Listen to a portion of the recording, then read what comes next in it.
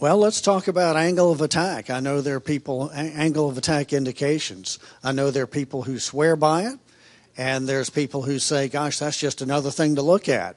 And I guess it just depends which side of the fence you happen to be on. So, Carolina, as I understand it, Embry-Riddle had angle of attack indications in their aircraft, but they've taken them out. So why would you do something like that? We did. We had them about 2-3 years ago in the whole fleet, the Cessna fleet, about 40 airplanes. They were an aftermarket installation, not part of the aftermarket installation in G1000 equipped airplanes. And I guess the display wasn't optimized. It required a lot of calibration. There wasn't maybe clear guidance on the calibration. And we found that the instructors and the students weren't using the AOA indicators as part of their scan. We believe that angle of attack and the theory behind it is very, very, very important. It's important to understand. It's important to emphasize. But I think there's still some weaknesses, especially in the lower end of the AOA indicators in GA. I think you can only see critical angle of attack, so stall, and you already have a stall warning horn installed in the airplane. They're not as accurate. So if you could have a display that would have other different airspeeds like best L over D, best endurance, and was a little more useful with maybe something up on the windshield that you don't have to look down, that it doesn't get the glare from the sun. So it wasn't really working, and when we got the new airplanes, they're not installed anymore. And now I know Garmin has come up with some solutions and AOA indicators as part of the G1000.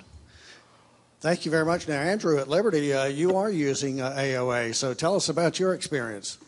Yeah, so we started with some trials in 2012.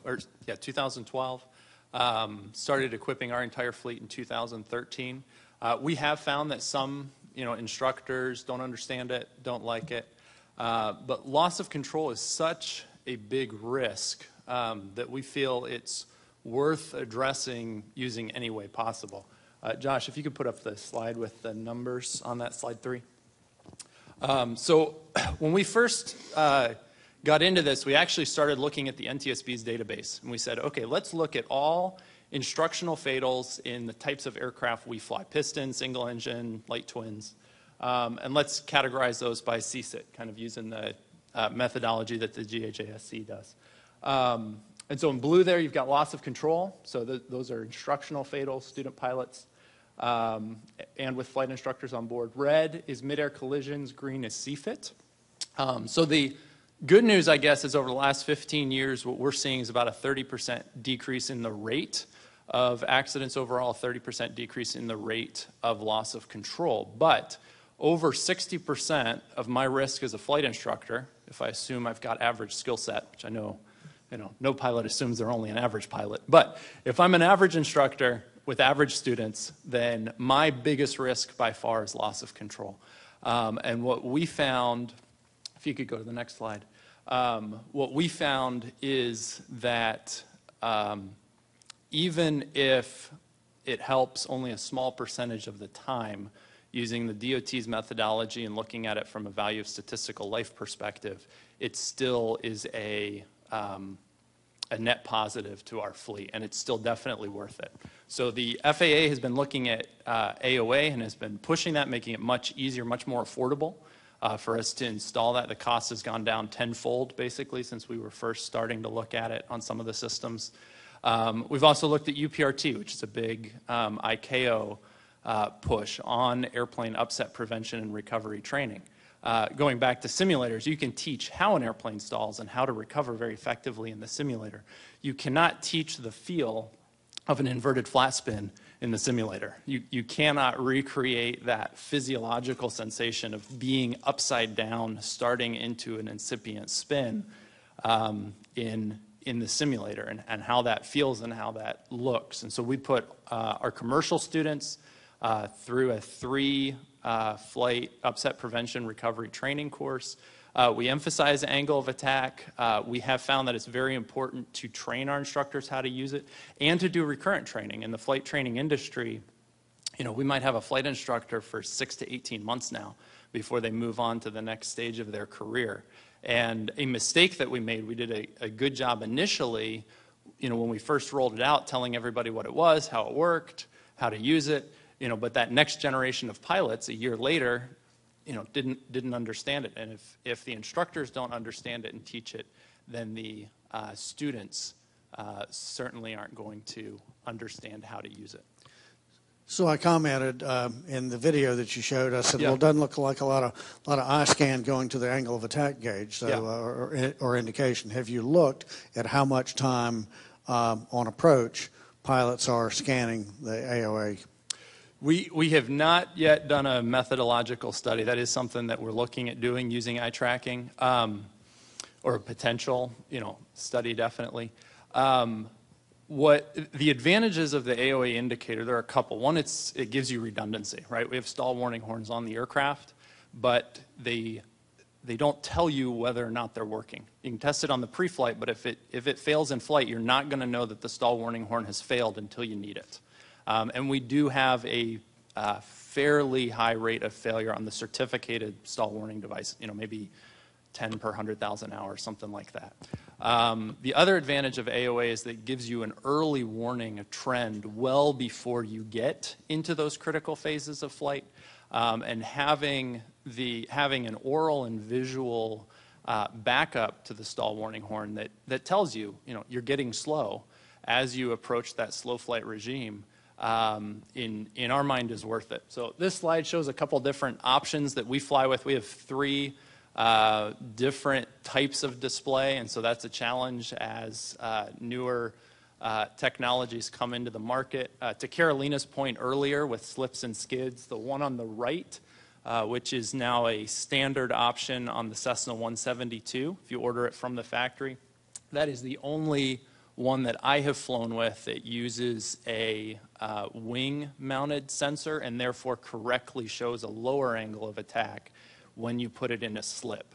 Some of the pro-based designs do have yaw errors, similar to the pitot tube, where if you put it into a slip or a skid, it will show an increased value, whereas the wing-mounted transducer is a little bit more accurate.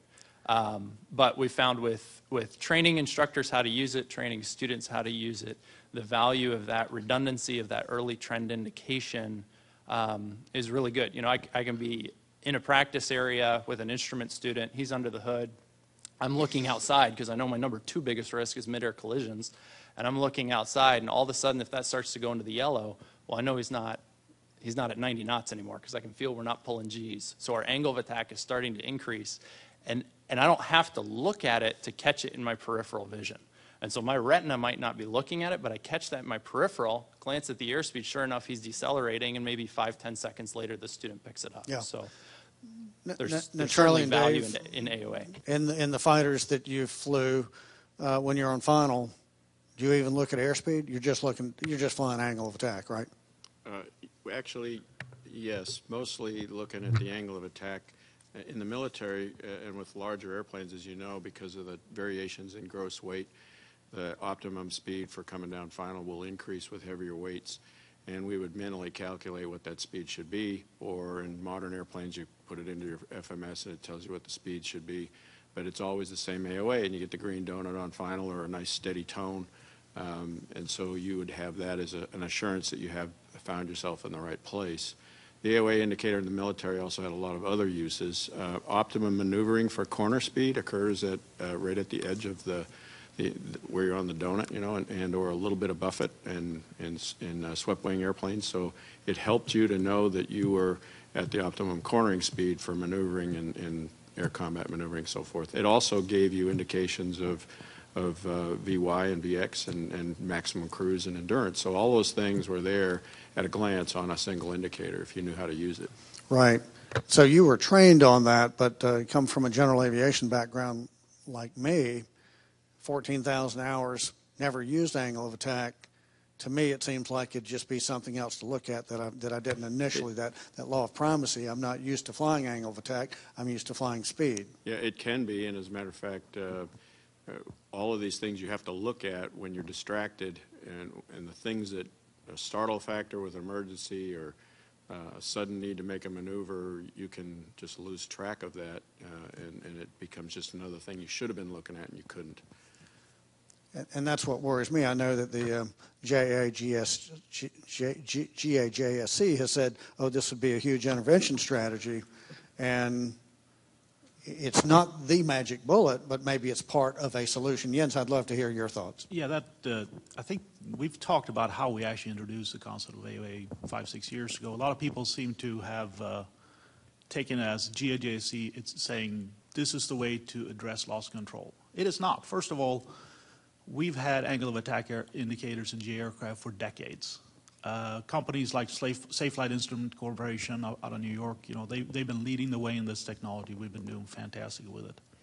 What the GAJSC really started looking at, and folks like Dave Caesar was involved with the early work, was this is a technology that started to come along in the experimental community, but we couldn't get it into light GA. There was a prohibitive barrier when it came to cost, and the burden that the FAA was going to put you through was one factor. But it was a technology that we believed was retrofittable across the entire fleet. So right now, most aircraft has a basic stall horn without that trend that we want to see. Here I have a technology that at low prices, $800 was raised earlier, maybe a few thousand, you can actually, through a pretty simple alteration to your aircraft, install it. And we can do it that way because the FAA was really, really progressive. So that retrofittable ability, it's not really a word. We've thrown out some words there that are not necessarily in the Daniel Webster dictionary, but retrofittability of an AOA indicator is fantastic. What the AOA also got us to do was we said, okay, we can do this. It's a good device. It's our belt and suspenders approach. We have the stall horn. We have the AOA indicator. We're now also looking at the more advanced systems. Some of them are going to be retrofittable. Many are not going to be retrofittable and primarily introducing themselves into the new aircraft. So our challenge in GA safety is our members make 1,000, 2,000, 3,000 new aircraft in any one year. Here in the U.S., we have 200,000 aircraft. I want to touch those 200,000 aircraft with safety-enhancing technology, and that AOA device is a good solution. Coming back to the question about, yes, they have to be calibrated. The challenge that we actually got from the community was we want to innovate, but, and to be frank, Mel, the FAA was seen as one of the obstacles. AOA was our test case that really got the FAA to say, we want to get out of the way. Industry wants to take more responsibility. Industry wants to innovate. Industry wants to manage the standards for things like ASTM, for things like AOA through the ASTM standards. Let's enable that. And AOA was that test case. And I think we made progress in a number of different areas, from improving safety, from providing safety equipment for many old legacy aircraft that could never have a safety improvement installed on them, to providing that innovation opportunity and new FAA policy. Great, thanks, Mel. I'd like to give you a chance to talk about that from an FAA policy and innovation perspective. Yeah, thank you. So I'm coming from the perspective of aircraft certification services, and obviously the work that we do is to try to help support all the work that's being done through training, through the flight standards, operational rules, and that sort of thing. And what we are really looking at is trying to find a way to help provide innovation into the equipment to increase the chances that people have to be able to deal with loss of control and other hazards that might come up.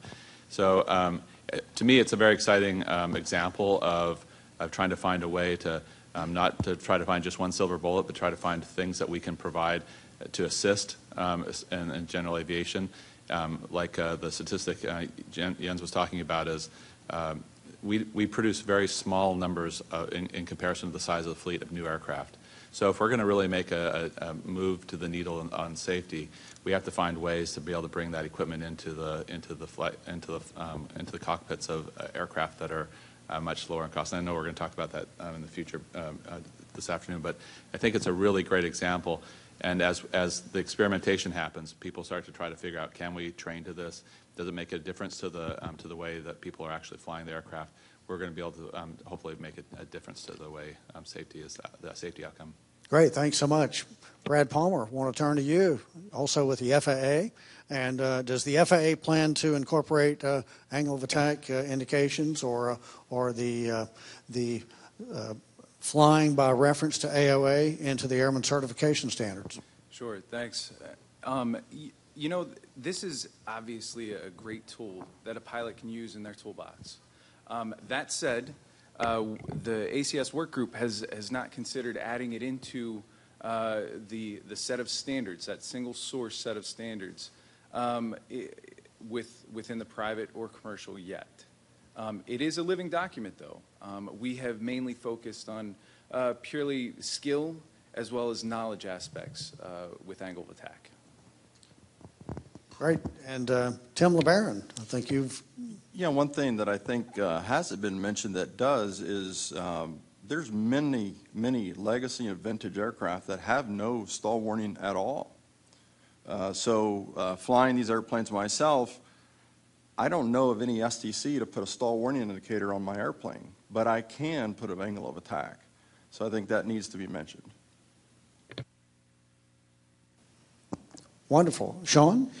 You know, a number of times this morning we've mentioned the term GAJSC, and perhaps if we may just take 30 seconds, and Jens and I, who are very, very involved, as many others in this room are, to just explain to the attendees of this, perhaps through the internet and so forth, what that is. It's the General Aviation Joint Steering Committee. It's been in existence for quite some time. It was revamped and re-energized back in 2011, and it is a group of both FAA NTSB members. Member Wayner attends on a regular basis. Tim LeBaron attends now on a regular basis, along with many of us in the industry that meet on a quarterly basis and do a tremendous amount of analysis from a data-driven standpoint of coming up with safety enhancements for the top factors in aviation, general aviation fatal accidents. Jens, you want to add to that? Yeah, and that data-driven component is really the key. I think everybody around the table have a lot of opinions about what's important for safety. Sean made the point earlier, most people are doing general aviation recreationally, and if they're doing it professionally, they're probably living very busy lives.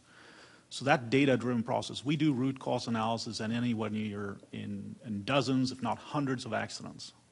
That root cause brings to the surface the things that are lessons learned from accidents, really say, this is what's important.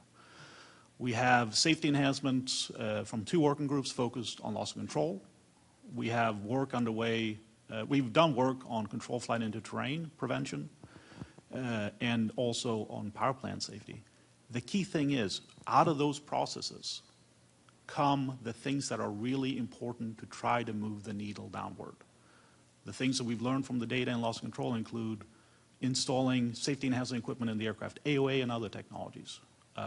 We may discuss it later, the dangers of impairing medication in context of the I Am Safe checklist, the benefits of good weather information, good safety culture. These are things that the data from the GAJSC process has told us. These are things that were factors or direct causes in the loss of control accidents that we've analyzed, and it's important that we put emphasis on those items. Fantastic. Sean, thank you for explaining what the GAJSC has been doing and is doing, and it is making a difference. So thank you. So while we're talking about technology, it's not just angle of attack indications. It's and Patty, my guess is you probably don't have AOA indications on your airplane because it'd be pegged out on the stall region for the whole flight, I think. We don't have angle of attack indicators, and we pull the circuit breakers for the stall warning. Yeah. So. Nobody from the FAA here, right? So let's talk about some other technology. Andrew, I want to talk to you about what Liberty U is using for technology. How are you using technology for debriefs?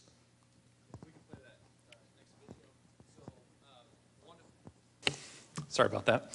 Thank you, Corey. You're welcome. One of the tools that we are using is Cloud Ahoy. which is an electronic debriefing tool. Basically, a pilot can record a flight using their tablet, using a phone, and then replay the flight with their student once they get on the ground. We can underlay visual terrain map, satellite imagery. We can put instrument approaches or instrument charts underneath. See what the MDA is. Those yellow barbs are the wind vectors for the flight. And so the pilot can see how the wind is affecting their pattern work, how it's affecting them on an instrument approach. This can be merged with video if the student has taken video using a GoPro or something like that. And they can look at the numbers, they can look at the metrics. One of the things that's in beta test right now is a automated scoring system. So after each flight, the pilot can see how, I think it's looping. You can just shut it off. So the pilot can see at a glance, okay, these are my last, say 20 flights. They can scroll, all the way down. And there's a score, red, yellow, or green based on the maneuvers that they performed that were graded for that flight. And so, if we get back and there's a red there in my flight data, I can go and look at that specific approach and, okay, why did it score red? Do I want to change my metrics? If it's plus or minus 5 knots, maybe that's not appropriate for me as a student pilot, so let's give myself a little more margin. But looking at beta testing those type tools, one thing that we've just talked about, and I think Chuck is in the room, so forgive me if I'm going too far here. One of the things that we've talked about is how do we capture data on stabilized departures? And I know going back to a data-driven approach, a lot of the loci, the majority of loci in the pattern is on takeoff, climb out, go around. It's the nose high, high power setting, and if there's certainly if there's a loss of power, there's a big change that needs to happen to keep that airplane under control versus the departure, or sorry, the arrival end. And are there ways we can build a stabilized departure criteria to look at the risk of loss of control where it is highest? Great, thanks. Corey, real quickly, tell us how the FAA might be collaborating with flight schools to promote the incorporation of technology such as what Andrew just discussed. Sure, Robert. Thank you. And thank you for having us this morning. Sean and Jens had mentioned earlier, General Aviation Joint Steering Committee, patterned after the Commercial Aviation Safety Team, takes a look, does a nice analysis, accident analysis to take a look historically what are some of the contributors to fatal accidents, how can we mitigate those. It's a mixture of everything. There's no one single silver bullet, so it's training, it's SOPs, it's outreach, technology, new ways to influence new designs, all of that working together to solve fatal accidents. One of the things that came up out of our study is the success of what's called Flight Operations Quality Assurance, FOQA programs, out of the air carrier world for many years. We decided it would be beneficial to see if we could bring some of those tools and some of those concepts to general aviation. So working together with some of the folks in the air carrier world and with a couple of universities, University of North Dakota, Embry-Riddle, helped us with a lot of the initial research. Could we develop those kinds of programs for general aviation? As Andrew was saying, a lot of schools, and you can see demonstrated on their property, UND, Riddle, we have about 11 schools that have participated on kind of the flight data monitoring side of the program. This fits nicely in with their safety management systems, their SMS programs. So they can monitor risks, find risks, mitigate those, hopefully before they become an accident, and put those into place. So the FDM programs, along with the pilot reporting programs, let folks tell them what happened, why it happened, and then they can work to mitigate those. Well, great. You're talking about what our next topic really is, and that is identifying and mitigating risk with flight data monitoring programs and information sharing. So I think you've got an interesting story about how a particular school found something through flight data monitoring. Yeah, so we've actually had some very good examples of different universities that have discovered different risks and mitigated those and monitored those. One of the benefits of a program like this is it helps you to monitor that fix. So you can discover a risk, mitigate it, put a fix into place. You can watch your data when you start seeing the risk rise again or some of the precursors for that event rise again. You reintroduce the data. You reintroduce that fix. So you can kind of determine what's the shelf life of some of that training. So there's some great benefits. So one of the schools that participates had a go-around, and during that go-around they had a loss control, kind of a stall spin accident. Luckily it was not fatal. During the investigation, they found several factors, but they also found some precursors that led to that they did some additional studies, found ways that they could look for those precursors in their FDM data, go back, look both historically and then also in the future, looking at flights to determine are those precursors still occurring. Based with that data, they were able to produce some training packages. They first went out to their instructor community, and when they asked the instructors what's more important, airspeed or altitude, by about a 70-30 split, they found most instructors said airspeed, 30% said altitude. We're like, that's interesting. That was something they weren't expecting. So they said, well, how to determine the appropriate pitch attitude? This weekend went to the instructors. Answers back were airspeed on the PFD. That was the majority, around 70%. Pitch attitude noted on the PFD attitude indicator. That was a minority, around 25%. And then visualizing the pitch attitude relative to the aircraft cowl on the horizon, which was actually just a little greater than, or a little less than 5%, which is not what they were expecting. So they developed a training program, put that into place, started seeing some changes in the data, which was great. They had a satellite campus. They noticed some of the precursors occurring there. So they began working with getting ready to conduct that training there. As they were getting ready, they had an event. So they knew it was coming. They weren't able to get the training in time. Luckily, I believe it wasn't a fatal. They were able to go down, conduct the training, and now this is something that they continually monitor as part of their SMS program. So we've got about 11 schools, like I said, that currently participate in these type of programs, and we get together on a regular basis to share lessons learned. We've done that in the air carrier world for years. Now we're doing this with the university, and university community. I'm very impressed with the amount of data and the type of sharing that they're doing with each other. They make us proud. So are the schools, universities, are they, is that known or are they anonymous? Because I was about to talk to Andrew about his experience with it. Yeah, so, we've got some schools that when they join a program. So we actually have a program called Aviation Safety Analysis and Information Sharing Program, ASIAS. When folks join, they have the option of being anonymous or being known, but we've got, like I said, about 11 schools. The folks at the table here are our participants, Liberty, Riddle, University of North Dakota. All have contributed data and actively participate with us. So. Great. So, Andrew, tell us about your experiences with flight data monitoring and information sharing. Yeah, the information sharing piece has been hugely beneficial. So taking the InfoShare model that's worked for the airlines now for years and applying that to flight training, where I as a director of safety, I can get in the room with Jeremy Mammon from ERAU, Brandon Wild from UND, and we can just share experiences, lessons learned, specific stories. So that story is a great story where, hey, we're aware of this issue, we're addressing this issue, and before we can communicate it to a satellite campus, the school had that second accident. So flight data monitoring is very useful from a safety assurance piece. There's been some concern in the flight training community here recently on, over G events, do we have any of that? And it's really nice to be able to look through our last 4 years of flying and say no. In everything we've put into the NGA FID, we've had 0 over G events, either positive or negative, and that's very nice from a safety assurance piece.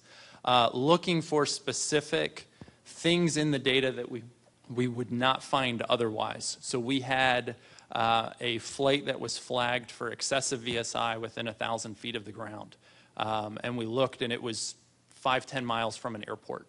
We started looking at it, and what had happened is it was a nighttime operation crew was descending towards a mountainous airport. They intended to level off at 3,000. They got a little bit lower, caught it, went back up to their target altitude, and then landed, but had no idea that they came within about 600 feet of hitting a mountain peak. And so we had this potential CFIT scenario that we would never have known about had we not been looking at the data in a de-identified, safety-conscious process to help identify hazards. Great. Carolina, what's the Embry-Riddle's experience with flight data monitoring and information sharing? Well, I've been doing FDM analysis, data analysis for probably 6 or 7 years. It's been fantastic, very, very helpful, not only for the training side of the house, but also for the maintenance side of the house, finding exceedances. And we have so much data that we're a little limited by software used to analyze it. So because of the software limitations, it's a little bit of a reactive approach more than proactive. We would like it to be more of a proactive approach rather than reactive, but have some software limitations. But we've had a very good experience. Obviously, incident accident analysis and deviations and maintenance for sure. A little bit a short story. So our director of maintenance that was a Riddle, he retired a couple weeks ago for 40 years, 30-something years, complained when we first started using FDM that there were so many engine overspeeds. So many engine overspeeds lately, and it wasn't that it was so many, it's that now you can see them. So he was getting pretty frustrated. I would like to add to that many of the same tools we're talking about here for flight data monitoring, whether it's Cloud Ahoy or anything else, can also be used in the simulated environment too. And what that means is over time, the picture that you're getting out of a real-world airplane should start to look like what you're seeing out of the simulator. So you can practice not only your data gathering techniques, but really monitor using the same tools. Corey? Thank you, Robert. And just to add on, so the schools have been doing a tremendous amount of work to develop new tools, and beyond just the training environment. We've had a lot of success with schools marrying up their flight data monitoring data with their engine trend data, and they've been able to begin to discover precursors for engine events, which can give their maintenance folks a heads up that something may be coming down the pipe. But like I said, between the 11 schools we've about 810,000 hours in the program now. We hope to have over 1 million hours that as a community we're working together to look for risks kind of on the systemic level. So it is growing, and I recommend if you've got an alma mater that doesn't participate, have them contact us. We'll be happy to help get them into the program. Yeah, and I want to point out that this idea of flight data monitoring and data and information sharing, the air carriers have been doing this for years, and I believe, personally, my personal opinion is that's part of the reason that the air carrier accident record has been as good as it has been over the last decade or so. So I think it's not unprecedented to share data and to learn from others. So it's working. And Mike, you had a comment, question? Thanks, Robert. I wanted to piggyback on Corey's story where 30% of the flight instructors thought on a go-around that they should be going for altitude versus airspeed. I know in the Air Force, airspeed was life. And so to me, that's concerning. And the fact that flight data monitoring picked that up, and the 30% of the instructors thought that in a high AOA environment, they should be going for more high AOA is good, that the flight data monitoring could grab that. Speed is life. Speed is life. Any other comments? Let me ask you this. ADSB, what will that do for our ability to have flight data monitoring? Can that be harvested in some form or fashion? Andrew? Yeah. So we have taken kind of a three-pronged approach to flight data. ADSB is very good for real-time data. Where's my airplane right now? But it transmits limited information that can be used for trending. You can do things, you've got basically ground speed, VSI, position, and the hex code. So there's very little data. That's nice because there's less data to crunch, right? Less numbers to worry about. With Cloud Ahoy, we've got personal data, so a flight instructor recording on his phone or on his tablet that flight, and that gives us a little bit more data, certainly if it's connected to the transponder. Then you've got some AHARS inputs. And then the onboard data, which is very rich, very useful for maintenance trending and other issues. The more rich the data set is, the more valuable the analysis that we can provide. And so I know one thing that UND has been pushing for is for the manufacturers to include information on flap setting. Gear position would be really nice. The G1000 knows it, but it's kind of what was set at the time of certification. So ADSB has some potential, but because it's so limited in the data that it gives us, it is less valuable than onboard data recording. Certainly, if you're Bluetooth to some sort of AHARS system, or the actual aircraft avionics itself. Great. Corey, I want to back up just for a moment. We're talking about sharing data and flight data monitoring, and that can give some people some pause. You did mention that's de-identified, but what's to prevent the FAA from coming in here and violating somebody? I guess de-identification is one aspect of that. Are there MOUs with these participants, the schools? So that's a great question. I have to admit, so the commercial side of SIS has been around for many years. When some of those first agreements took place, I was actually working for an organization that Robert did a lot of volunteering for, which was the Airline Pilots Association. And there was a lot of discussions in house about, do we really want to share data with the FAA? And so there was a lot of apprehension at first. So I'm proud to say that since 2008 and the formation of SIS, any organization who participates in SIS can leave at any time and take their data with them if they think the data is being misused or there's risks.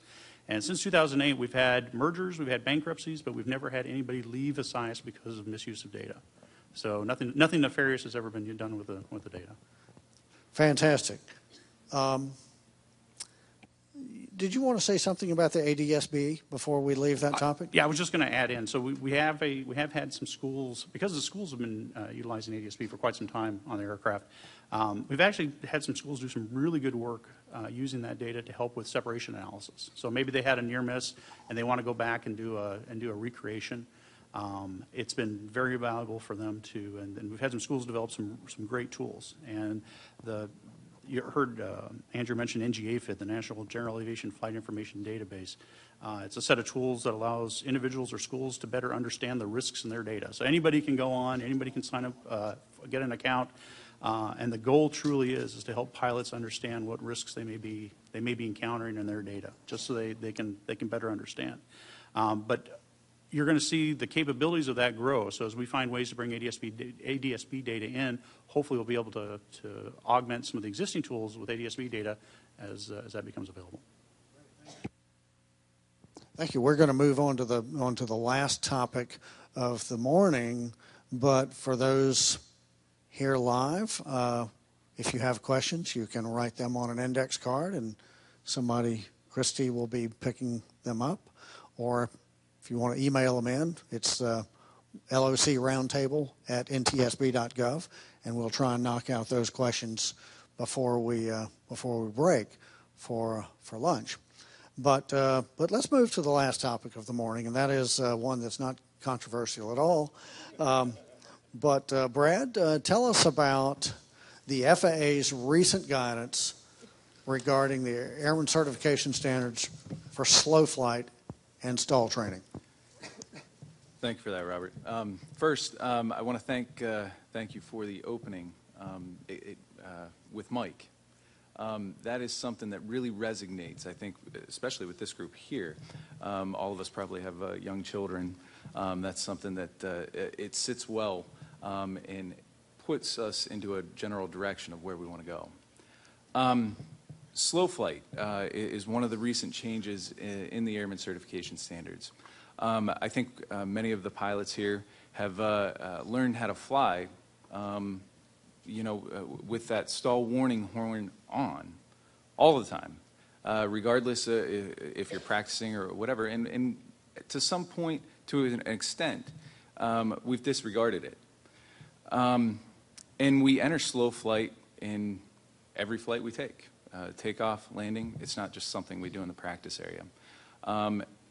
And what we've done in the recent changes, so that we're not disregarding that stall warning horn, is we removed that during slow flight. You should actually be flying around just above where the stall warning horn is. It's not appropriate to disregard any instrumentation that tells you, hey, you shouldn't be here. And why do we do this? Well, it creates potentially negative learning. Something that we received feedback from the ACS work group is, hey, this isn't an appropriate phase of flight to have that stall warning horn on. Additionally, we also have, we practice with the stall warning horn on all the time as you go through stalls. So that is one piece that has changed recently.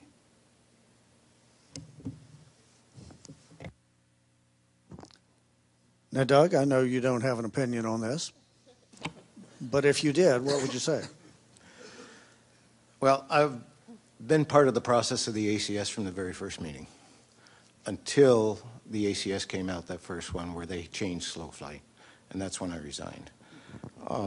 What I've seen is by doing this, and I see this as an examiner, it's okay. I understand what we're trying to get to, the flying with the stall warning, and you'll start to ignore it. But pilots are no longer being taken into that regime of flight on the backside of the power curve, otherwise known as the flight of reverse command. The major problem that I see is that the flight instructors who are on this mad dash to the airlines, we've already had 2 years of flight instructors now who are afraid of getting slow. They're afraid of slow flight. They can't teach it. They don't teach it. I've still been in great communication with the AI ACS work group. That's the authorized instructor. I did propose to them, and as best I understand, it has been accepted, that at least for the instructors, we have 2 tasks in the ACS. One is, just as an instructor practical test now has to do demonstrated stalls and proficiency stalls. The proficiency stalls are power on and power off stalls.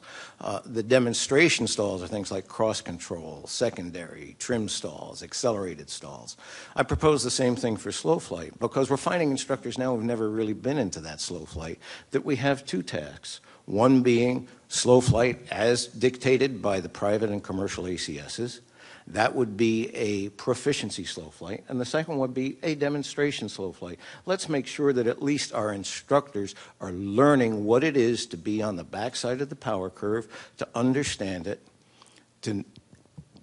I fly with airplanes where the stall warning doesn't work. Some of them don't even have a stall warning. My supercruiser doesn't have a stall warning. How am I going to teach a client learning in my supercruiser how to fly a 5, 10 to knots above stall warning without stall activation? It won't happen. But I need to teach them being on the backside to hear what the airplane is saying to them. All right, so let me make sure I've got this right, and thanks for that opinion. Now, we're just saying that the ACS, the Airman Certification Standard, says that you don't have to demonstrate this during a check ride. Is that correct? That's correct. And we all know that flight instructors train to the test. And that is one of the areas that we've tried to enhance with the Airman Certification Standards is by breaking it apart into knowledge, skill, and do. And I think I might have just reversed that. Nonetheless, those are things that we need to consider. Angle of attack is discussed in the private pilot ACS, the commercial ACS, and another enhancement that we'll be doing with the commercial ACS is incorporating a full stall. Something that where you will actually go through that maneuver of flight where you're going to hear the stall warning horn if it's installed. As well as the flight instructor ACS, that's something that's currently in development. we don't want to hear that a flight instructor is concerned about entering into slow flight. So that's something that we need to enhance their knowledge on, rather than perhaps getting them into an environment that they disregard a stall warning horn. I'm not weighing in on this. I remember, well, I don't remember, but at some point the FAA decided that we were not going to do stall or spin training unless you were a CFI. And I suspect there were a lot of people then that thought that the sky was falling, and it didn't. But so all viewpoints are valued. We're going to go to Jens. Thanks, Robert. The ACS, I saw it pop up on the agenda for today, and I always like trips down memory lane, and this debate over this issue of stall is one of those. The nice thing about the ACS, actually, let me put it this way. Interestingly, while we were deploying the ACS, this debate about stall popped up. There was a great deal of interest, and I get a little bit worried because in some forums the ACS was viewed as bad because it had changed how we train for addressing one of our big safety risks. And to me, that was a little bit missing, seeing the trees but not the forest. The ACS is really an evolution of providing the right guidance to new pilots. Before we did the ACS, and it's now 4 or 5 years ago, it was a good group. Doug was there, it was safe. We had ASA, we had GLIME, we had King School, Cessna, a number of other groups there. Small group, 12 of us, we sat down and said, this going over and complaining to the FAA once a year and saying, your training standards are wrong. It's not doing the right thing. We're not really advancing things. Let's sit down and look how we should be providing the standards and the associated information to the pilot community. So as Brad said, we went from the PTS, which was a single document. Hidden away elsewhere at the FAA, we had something called learning objectives. And circa 2006, the FAA dropped in a preamble to the PTS that said, instructors go out there and teach risk management. It's important. It's killing people, so do risk management. Clearly not the way to do things. So we introduced the ACS, which has the required knowledge, the required skills, and the aptitudes or risk management that each pilot should have. And it's a discrete list. It's a discrete list where for each pilot we say, this is what you need to do. And I've enjoyed following the debate. Anything that you're part of kind of bringing forward, it's fun to see how people react to it. And in aviation, as everybody here knows, the aviation community, like man on the street, really likes to embrace change. It's something everybody likes. And the ACS, I think it's a good step forward because it really lays out our first discussion this morning. How do we embrace risk within the aviation community? It lays it out in a good way. One of my favorite reactions that I got a little bit worried. I was at a flight training event last year, and it was a flight school that said, we've gone over from the PTS to the ACS, and our private course went from about 40, 45 hours, and suddenly it's 70 hours long. It's so complicated and burdensome. And those of us involved with the development said, but we didn't change anything.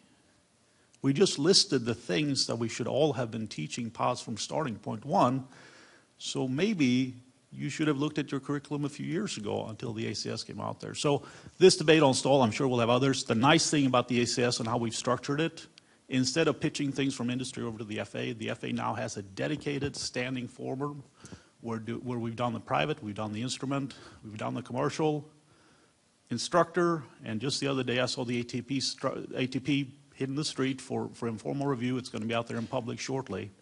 And we're also dealing with maintenance. We're introducing a smart way to teach people the most important thing out there, proper risk management, even for the recreational pilot.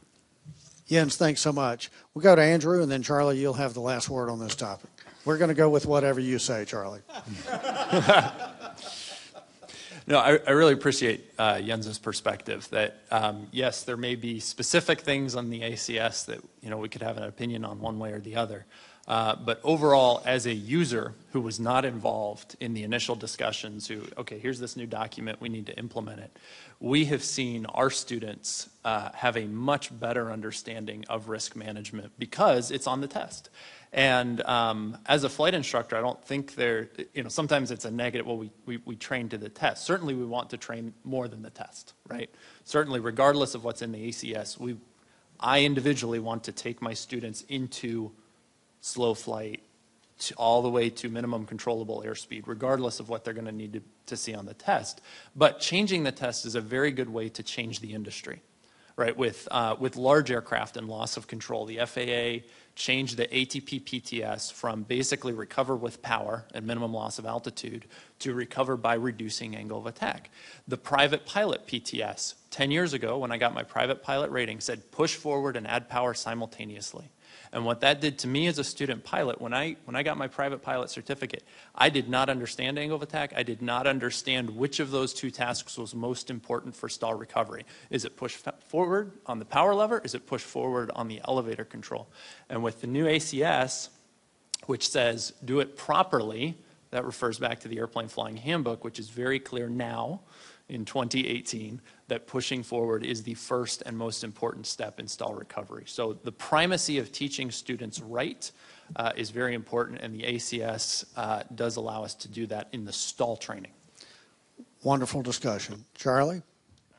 I think this, you have to keep on time, but this may be one of the more important topics of the day. And to me, it comes down to intent, rationale for these various things. When the first SAFO came out, there was instruction that would have led to flying slow flight at 1.4 V-stall, which frankly is way out, not on the backside for a lot of light airplanes. If you got an airplane with a 45 knot stall speed, 1.3 V-stall is really only about 54, 55. And if the stall warning horn, which is 9 knots above, so if the stall warning horn has a 5 to 7 knot band, you're never going to get into that range where you can train people. The other thing I'll add is that I would challenge a little bit the premise that we are making pilots ignore the stall warning horn. I had a long talk with Rod Machado about this on two aspects of it. One is when you're cooking in the kitchen and the smoke alarm goes off, you ignore it intentionally because you were intentionally expecting it to come on.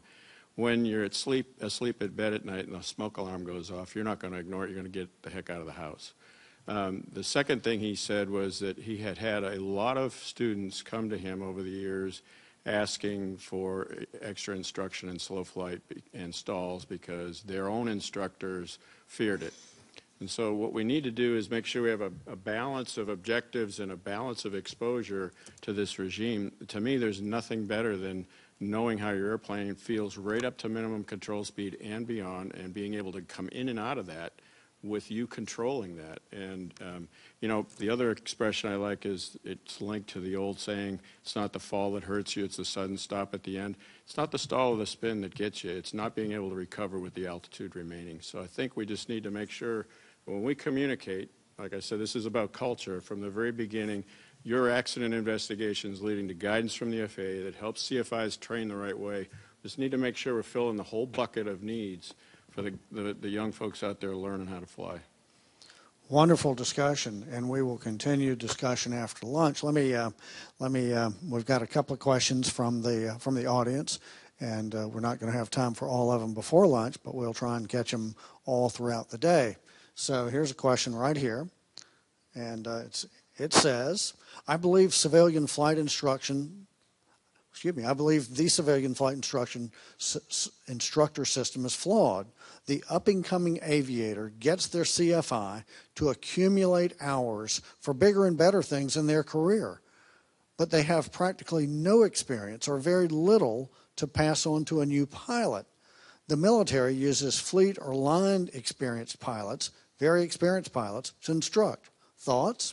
So I'd like to go to our military aviators first on that, and then get a few thoughts from the civilian side of it. I'll jump in. So I appreciate the premise.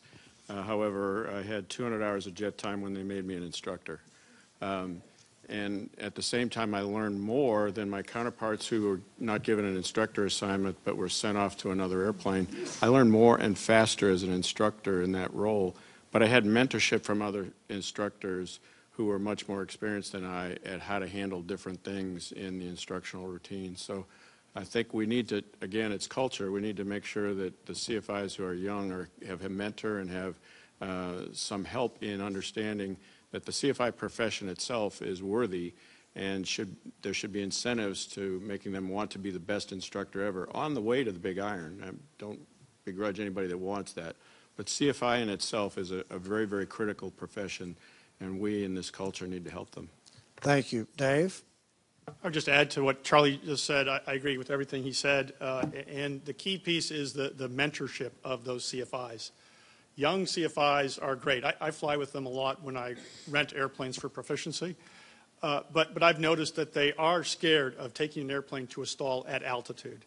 And, you know, I tried to give them some of my experiences doing as a flight test pilot to say that, you know, the stall, as long as you know your airplane, the stall itself isn't bad necessarily at altitude, as long as you have altitude to recover.